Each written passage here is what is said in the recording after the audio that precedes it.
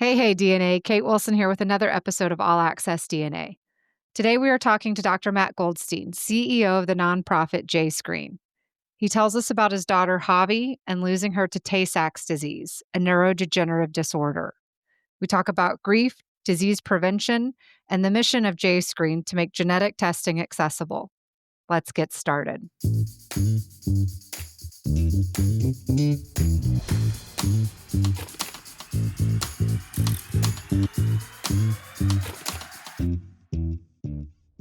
Thank you so much, Matt, for being on the show today. Thank you. It's great to be here. I'm glad we get to talk. I got to chat with you a little bit at the Love Danielle film event that happened here in Atlanta because we had talked to Devin and Amy a couple months ago about the film and making it and bringing awareness to BRCA. So it's nice to kind of have this extension of a conversation that I had with you at the film premiere. Yeah, absolutely. That was such an incredible event, and I'm such a huge fan of the two of them and what they put out into the world. Yes, and I'll put in a plug as well that they did get on streaming, so I'll include some notes about that. But I wanted to shift gears some and talk not just about the work that you and your organization JScreen do in terms of BRCA, but I also wanted to talk about other conditions and other types of screening that JScreen also provides, as well as get to know you and your personal story and kind of your passion, your motivation, why you do what you do. Great, And great. yeah. And so I think where we probably makes the most sense to start is to talk about your daughter Javi. So I was wondering if you could tell us a bit about her. Yeah, of course. My daughter Javi was born on our wedding anniversary in 2018. 2 years to the day, actually. And she was beautiful and strong and developed normally for about a year until her 1 year appointment when the physician noticed that she was missing a few developmental milestones and gave us a diagnosis of developmental delay. That sent us down a diagnostic odyssey trying to understand what was going on. And over the next 3 months, we saw a number of different physicians. We had Hav in occupational therapy, physical therapy, early intervention. And December 17th of 2019, she was about 15 months. We got the devastating diagnosis that she had Tay-Sachs disease. It was particularly shocking to us because both my wife and I had had preconception carrier screening here in Boston, and my wife was reported as a carrier. I was not. And Tay-Sachs is an autosomal recessive disease, meaning that both parents have to carry a copy of the abnormal gene, of the mutated gene, in order to pass it along to their kids. So our history didn't make any sense with Hobbs' diagnosis. Mm-hmm. That diagnosis, as many of the listeners may know, is terminal. Infantile Tay-Sachs has no cure. Kids live for usually 2 to 4 years after their diagnosis. And it is a devastating neurodegenerative disease. We had Hav for another 13 months after that diagnosis. She died January 20th of 2021. And in trying to understand what happened and how that carrier screening result was reported incorrectly, we learned that the physician who had ordered my test ordered the wrong test and misreported my carrier status, which is just inconceivable. Yeah. And that has led me to the work that I'm doing today. I think Hav is such an inspiration for what I do. And this work is a way of bringing her with me to the office every day. It's a way of keeping her present and keeping her in my life, and a way of me being able to be her dad, Mm-hmm. which is obviously not anywhere close to how I would like it to be, but it's what I have, and I'm grateful for it. Well, and I appreciate you sharing that and talking about her because I think, like you said, you know, just because somebody is no longer here anymore doesn't change the fact that you're her dad, that you're her parents, right? And that will always continue. And so, you were a physician scientist. You studied at Stanford, Harvard, before getting married, having children. Was this an area you had planned to work on even before having this personal connection, or how did that change kind of what you had envisioned for yourself in your career? I studied cancer immunotherapy for my graduate work and was really focused on the ability to use cancer genetics to devise novel, powerful therapies for treating cancer. And Mhm. after I finished residency at Brigham and Women's Hospital in Boston at Harvard, I moved into biotech to try and develop medicines for cancer. I spent time at two companies, was involved in building and founding two companies, both of which were working really at the cutting edge of the cancer genomics space.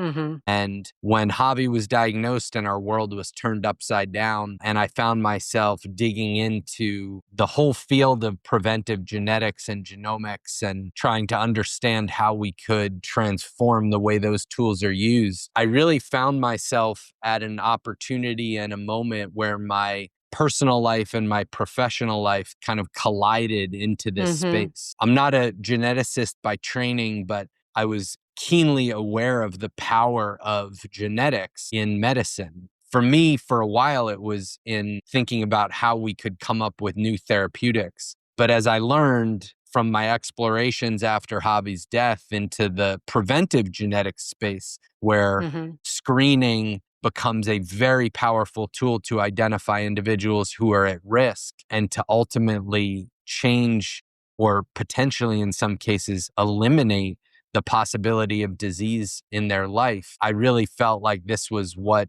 in some ways, I was put here to do. And you mentioned the prevention, almost a way to be proactive, knowing some of these genetic results, genetic information. Tell us a little bit more about the preconception carrier screening. So, carrier screening typically is done on parents, so mother or father, to see if one of them carries a genetic predisposition to a certain condition. Can you tell us a little bit more about why you and your wife had decided to do the preconception screening? Sure. There are thousands of rare diseases in the United States and the world.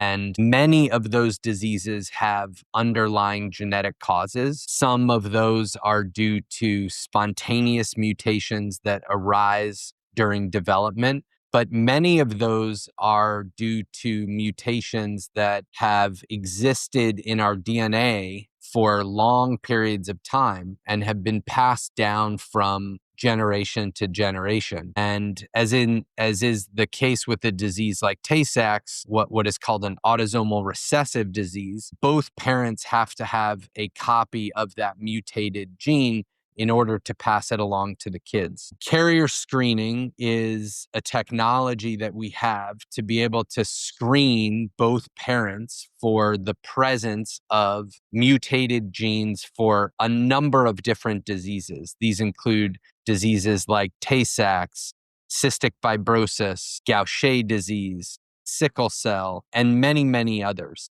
And as our knowledge of genetics and our technology has gotten better, particularly over the last 20 years, we can use an individual's DNA to look across the entire genome for genes that may have mutations that could potentially put kids at risk. And now, today, we can screen for hundreds of diseases that could be passed on from a parent to a child. It is profound technology and so powerful. There are certain populations that are traditionally at higher risk for some of these diseases. The Jewish population is one of those, and there are increased frequencies of those mutated genes in the Jewish population. And so there are some populations of people where there are guidelines that recommend testing for many different diseases. Some people may argue that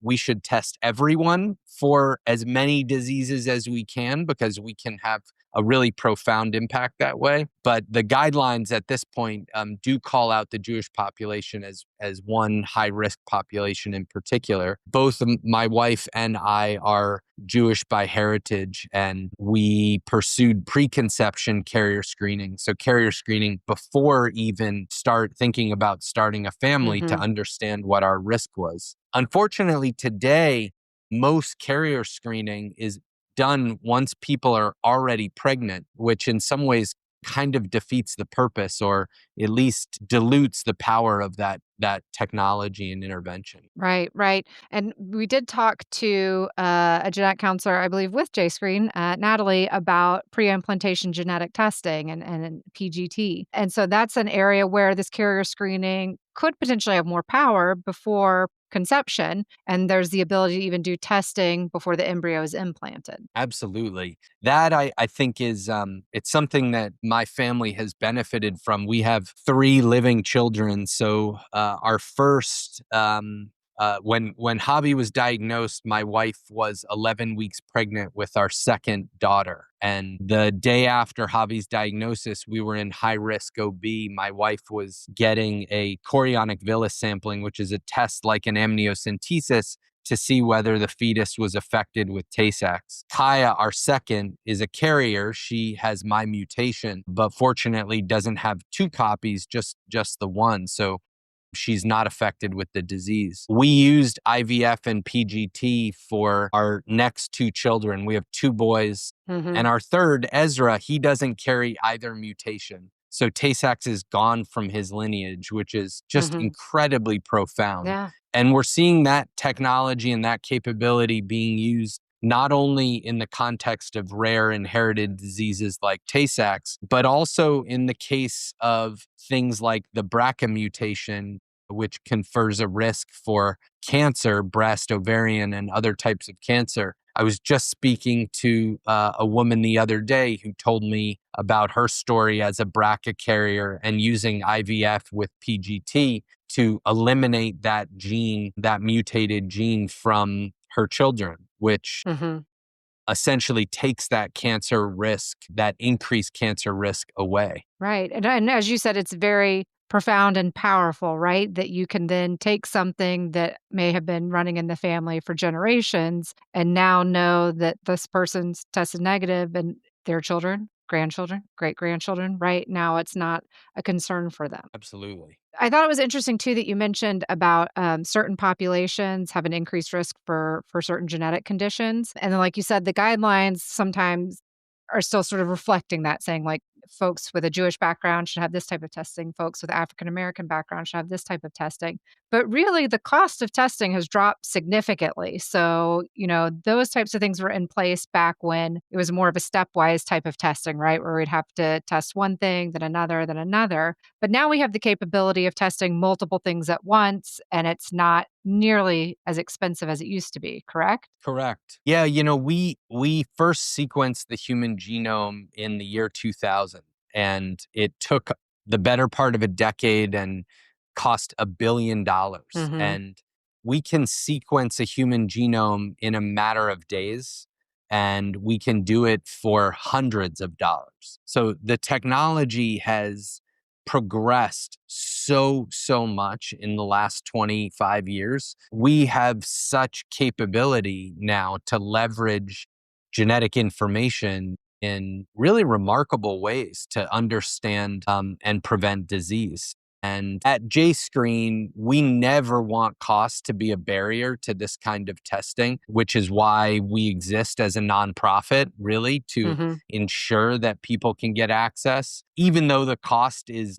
quite low, relatively speaking. And in many cases, insurance does cover some different forms of testing, depending on your personal and family history. But organizations like JScreen also have philanthropic dollars to subsidize the cost if there is ever a barrier for financial reasons. Yeah, and I think that's one of the important parts of the mission with JScreen is trying to make this test available because, like you said, the cost is lower comparatively, but it's still not zero. And so there are still folks out there that would definitely benefit from testing that may not be able to afford an out of pocket cost. We've talked to a few folks like yourself who have kind of come from a science physician background and then found themselves almost on the other side of being a patient and have talked about kind of what does that mean. And I'm curious to know what that experience was like for you. I have found in working with a lot of the physicians and scientists I work with, they're information gatherers, right? And so they like the data, they like the info. How does that factor in to getting this devastating type of news that is emotional, and it doesn't matter how much information you gather. There are some Mm. things that are unable to be changed. How did that impact you? It's a great question, and it impacted me profoundly, I think, and it still does. Mhm. I think that part of physician training is learning that you have the power to save people's lives, that you have the power to make a profound difference in their care through medicine, surgery, treatment. And that is such a gift. And I think that we as a medical system we don't like to exist in the space where we have no options. We don't, that's not a comfortable place for us as a healthcare system and as physicians. And I think when we got Javi's diagnosis and realized that she was going to die, it really shook the foundation of my identity in many ways. My training, my years of training, my research, all of that stuff becomes part of identity. I think being a physician is not just a job, it's like really part of who you are. And having a child with a diagnosis for which there was no treatment, for which there was no cure, there was no option, really shook that in a Mhm. very, very profound way. And I think in many ways the opportunity to do what I do now is a result of that. It is a way for me to try and take this immense pain and turn it into something that can change the lives of other people. Mhm.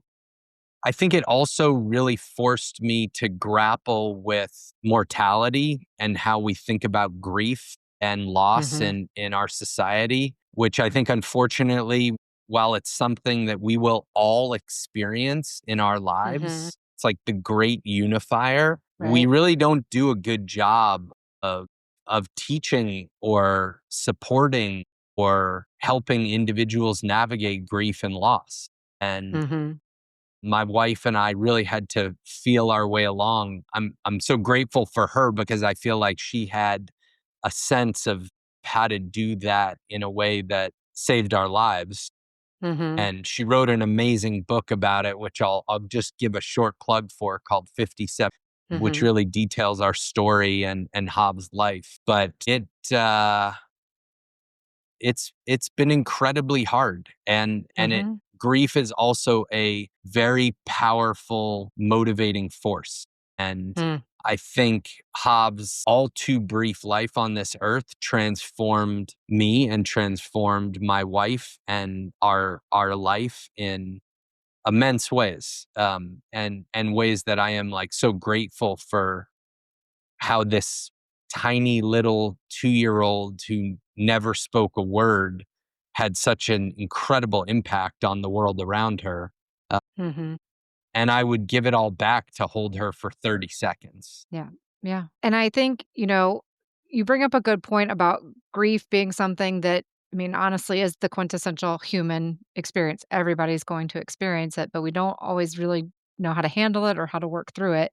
I've seen several talks that you and your wife have given about maybe navigating grief or kind of using it, I think, to inspire movement. I think in one of the talks, I can't remember if it was you or your wife said, to not disintegrate, but to turn it Mm. into action. And so how did your faith influence some of this grief and being able to turn it into this movement? Yeah, it's a great question. It's a beautiful question. I think faith and spirituality were two areas that maybe as a physician scientist, I didn't ever really give the proper due to. And it became clear after Hobbs' diagnosis and especially after her death that there are just bigger forces at work. And those things are important anchors. They are important scaffolds to help us navigate the things in life that we can't explain or understand. And they also help us to answer questions that we don't know how to answer and to find the community and support structure that is so helpful in getting through every day. And one of the things that we did in particular, which became a beautiful tradition and ritual that we celebrate now, is something called Shabirthdays, which is sort of a silly name combining Shabbat and birthdays, and really evolved around and out of my wife's recognition that we were only going to have 2 birthdays with Hav on this earth, and that was not enough. And we decided that we would celebrate her every Friday, and we would combine essentially a birthday with Shabbat. And Mhm. it became a holy time. It became a celebratory time. It became a painful time, but it brought us to a way of living with presence and pain that Mhm. was sustaining. And as Suki Miller says, ritual is the antidote to helplessness. And I think finding those types of rituals was a way to continue forward and is Mhm. still for us today. And I think, like you said, to bring that the presence to the pain, so not to avoid something because of the potential of pain, but to incorporate it into this new ritual to help you have that momentum and kind of, like you said, moving forward. Yeah. You talk some about the JScreen mission, about making this testing available, broadly to other folks, and I still remember ordering testing from JScreen 20-ish years ago when it was maybe the Victor Center, I think. So, it's been around for quite some time. And again, it's just been incredible to see it grow the way that it has. I think recently you all were on the Today Show where you were giving or working to give out tests. So was it 300 some people, I Yeah. believe? Yeah. Yeah, Nearly so hundreds. 300. Yeah. Nearly 300 people that morning. Yeah. So tell us more about JScreen. What is the mission? What is the goal? What are you and your team trying to accomplish? Yeah, so JScreen, as you said, has been around for a while. We are a national telegenetics navigation program that is focused on providing education, access, and really high touch support to and through the genetic testing journey for individuals, families, and also as a resource for clinicians and healthcare providers. There is a tremendous lack of knowledge out there. Genetics is complicated and it's difficult to figure out what you need and when you need it, and obviously how to understand and know what to do with the results of those types of tests. And JScreen has evolved to become an organization that tries to fill and solve all of those issues for individuals and families, from trying to understand what tests do I need and when, to how do I navigate insurance, to Mhm. making sure that you understand the results and know what to do with them and who you may need to go see and what types of things you may be able to do. And we really pride ourselves in an always on, super high touch, high support model to make sure that people feel really taken care of. And look, had I known about JScreen, had my physician known about JScreen, Javi would still be here. And I Mhm. think that is the biggest example of how important the service that we provide is. And as I said earlier, we're a nonprofit. I think we Mhm. really see patients as our only shareholders, and we are so committed to that cause and mission. The nonprofit allows us to do things and to support people in ways that other similar organizations in the for-profit space may not be able to. Definitely. I think it allows, like you said, with some of the philanthropic giving to be able to help folks who may be underinsured or, yeah, not have the coverage that's needed. And JScreen offers the carrier screening that we discussed, but also hereditary cancer, correct? Correct. Yeah.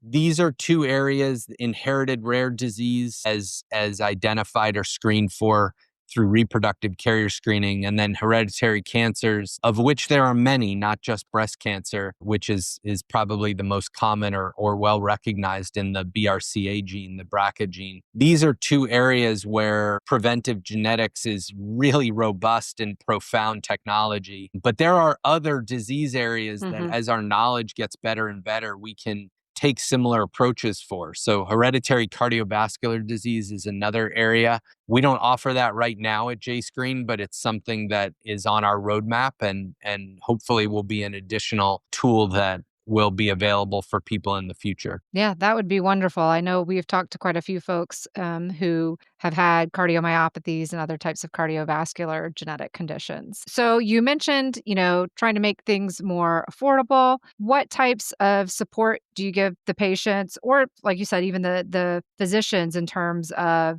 do they get to talk to other medical providers? Is there some sort of clinical support there? Yeah, so JScreen staffs a number of genetic counselors. So anytime someone signs up for a test with JScreen, our genetic counselors review their registration information to make sure that they're getting the right test, and that if there are any additional issues or questions that need to be answered, that we're able to gather that. And then we help individuals navigate the insurance system in the case that they choose to use insurance, or if they choose not to use insurance and elect to pay cash, to make sure that that cost is not a barrier for them, and that if they need to receive financial aid, that we're able to support them through that as well. And then on the back end, once their results come in, again, our genetic counseling team reviews all of those, and we have genetic counselors who are available to help answer any questions and to really guide individuals to what those next steps may be.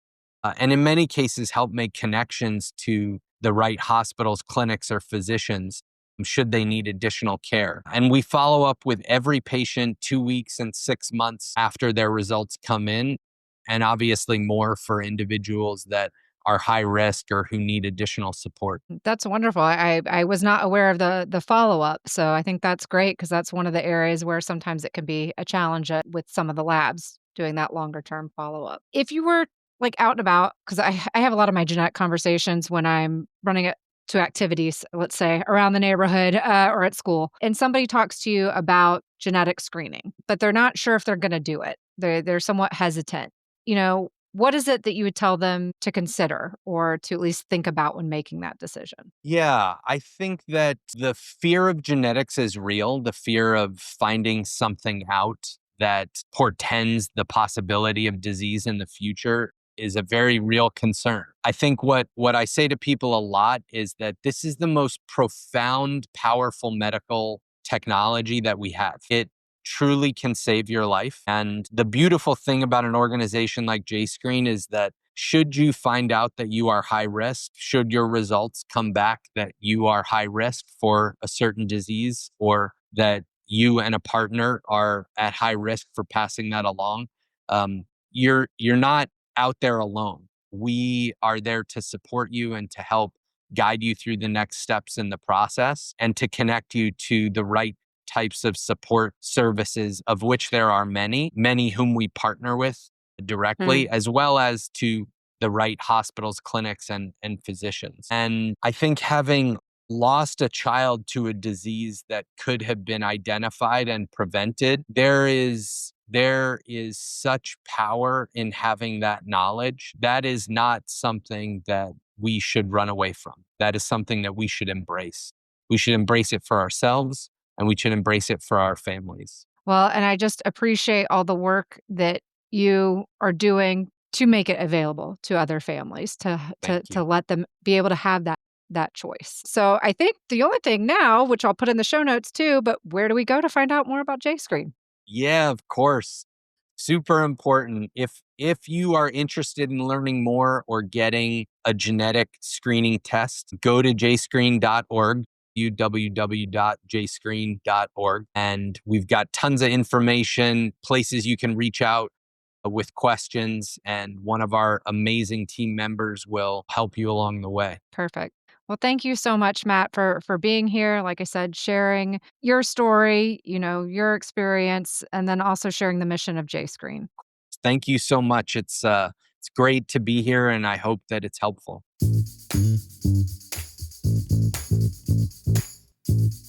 For more information about this episode, visit allaccessdna.podbean.com, where you can also stream all episodes of the show. This link is also in the show notes for easy access. Any inquiries on the podcast can be sent to allaccessdna@gmail.com. Check out our Patreon at patreon.com/allaccessdna and consider donating to get bonus content, submit questions for our guests, and connect with other genetic curious individuals. Note that this podcast is for entertainment and education and is not intended to be a substitute for professional medical advice. Please consult your physician with any questions you may have regarding your health. Please rate and review the podcast on Apple, Spotify, or wherever you listen. This helps other people like you discover the show. All Access DNA is hosted, produced, and edited by Kate Wilson. The logo design is by Designs by NKJ. Thanks for listening, and join us next time.